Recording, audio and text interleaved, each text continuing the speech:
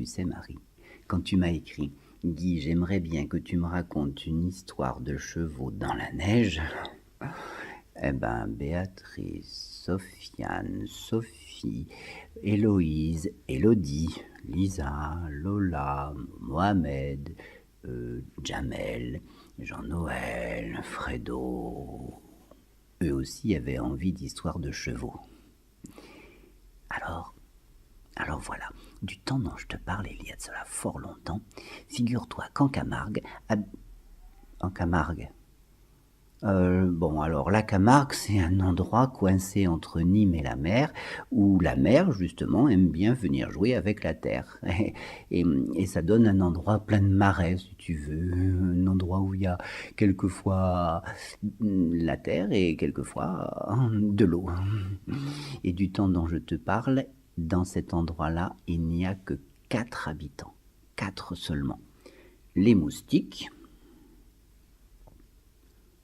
les flamants roses, tu sais, ces grands échassiers tout allongés, effilés, qui, quand ils sont en train de voler là-haut dans les rayons de soleil, on ne voit passer que le rose de leur plumage. Et puis, les taureaux, noirs, et on dit qu'ils sont arrivés avec des chevaux blancs. Et c'est pour ça qu'ils s'entendent bien tous les deux. Enfin, chacun sur son terrain. Remarque, du temps dont je te parle dans mon histoire à moi, au mois de décembre, en Camargue aussi il fait froid au mois de décembre, il y a de la neige partout, qui recouvre tout. Ce qui veut dire que tu ne sais pas si tu vas mettre un pied dans de l'eau ou un pied sur la terre dans ces marécages-là. L'avantage, c'est que les taureaux, on les voit. Petites taches noires ou grosses sur ce beau manteau blanc. Mais le blanc des chevaux, quand on est petit poulain, bébé cheval, et qu'on est parti jouer un peu loin... Qu'est-ce qu'il y a, dit le papa cheval. Explique le petit poulain. Quoi ? Oh non, vous auriez pu faire attention quand même, le papa cheval se met dans une colère, il appelle les autres papas chevaux, parce que tous les chevaux, ils habitent ensemble, tu vois. Ah oui, dans les grandes étendues, ils habitent tous ensemble, les papas chevaux, les mamans chevaux, et puis les petits poulains. Et les poulains, de temps en temps, comme ces deux copains-là, sont partis un peu trop loin. Et il y en a qu'un qui est revenu, en expliquant que l'autre, il s'est perdu. Et voilà tous les papas chevaux et toutes les mamans chevaux et tous les poulains ensemble, bien au milieu de tout ce troupeau, qui parcourent les terres en faisant attention où ils mettent les pieds. Car il y a aussi des pièges, des marais plus méchants que les autres, qui ne disent rien et tout d'un coup t'engloutissent en entier. On appelle ça des pièges. Alors ils font attention, ils mettent les pieds et à un moment forcément ils tombent nez à nez avec les taureaux. Qu'est-ce que vous faites sur notre territoire, disent les taureaux. Et le papa à cheval explique que son poulain s'est perdu, alors le papa taureau il dit là, on peut que vous aider quand même, évidemment. Et voilà les deux races ensemble, la noire et la blanche, qui se mettent à chercher dans cette grande étendue salée. Mais en fin de journée, il faut se rendre à l'évidence. Ils n'ont pas retrouvé. Et comme le soleil est parti se coucher et que la lune est en train de se lever, mais que la lune, ce soir-là, a envie de jouer à cache-cache avec les nuages, on va pas voir grand-chose pour rechercher. Il faudra attendre demain. Ah non, dit la maman cheval. Moi, j'attends pas demain. Et le papa cheval dit la même chose. Pas question. Non, on va aller la voir, on va lui demander une audience. Une audience, ça veut dire on va lui demander la possibilité d'être reçu. Le chef des taureaux, le Simbéou, chef des taureaux, il dit ça m'étonnerait que début de nuit comme ça, elle vous reçoive. C'est quand même une reine. Et la maman cheval et le papa cheval disent nous on s'en fiche. on va frapper à la porte. Et les voilà qui s'en vont frapper à la porte de la reine. De la reine nature, évidemment. La reine nature, tu sais, elle habite dans un palais. Mais alors pas n'importe quel palais, hein. Non, c'est pas un château entouré avec des grosses murailles et des douves de chaque côté et des tours où on va canarder. Non.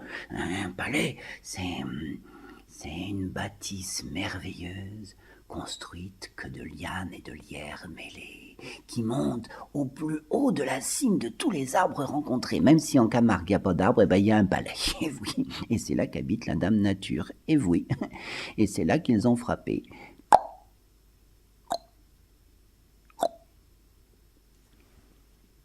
Le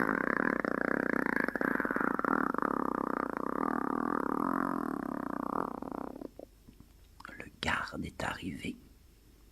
Il a demandé ce qu'il venait faire comme ça en début de nuit pour réveiller la reine, qu'est-ce qu'il y avait de si pressé.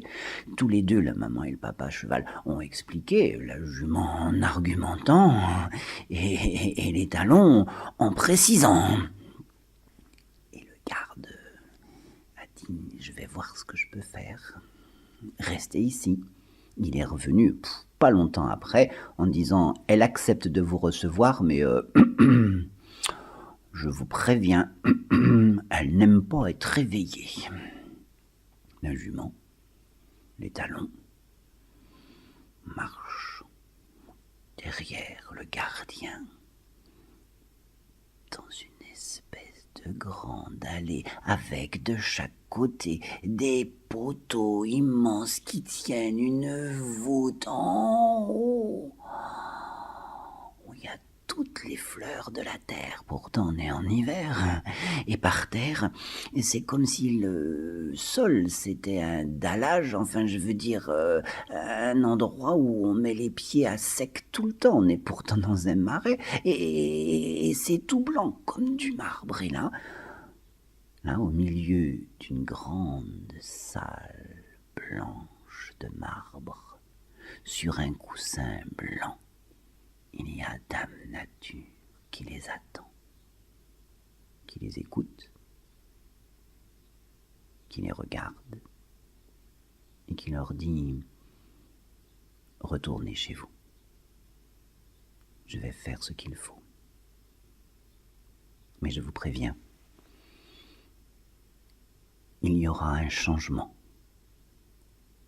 dans votre nature pour que plus jamais vous ne perdiez vos enfants. Alors ils naîtront noirs et redeviendront blancs en grandissant. Et la deuxième chose, c'est que si jamais ils se perdent, dès qu'ils sont petits, ils apprendront à reconnaître ces marais pièges, ces sables mouvants. » Elle a salué la jument. Il a salué les talons.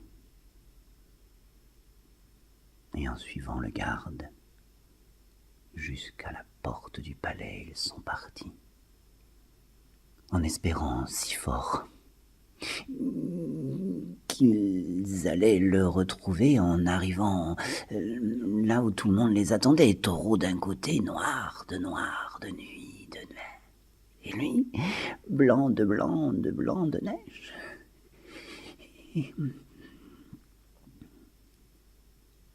Et au milieu, leur poulain. En le regardant de près, il était tout blanc. Mais quelques mois après, lorsque la maman a mis au monde, on dit a mis là-bas, un petit frère, il était tout noir. Et quand sa cousine a mis au monde, on y a mis là-bas, une petite cousine, elle était toute noire aussi. C'est la raison pour laquelle, en Camargue, les chevaux n'ont plus peur de la neige, parce qu'ils naissent noirs, presque aussi noirs que les taureaux, et ils savent conduire les pas des gardiens, ces hommes qui ont su les apprivoiser pour vivre avec la nature et les taureaux. Si toi aussi, Tu veux une histoire? Il suffira d'écrire.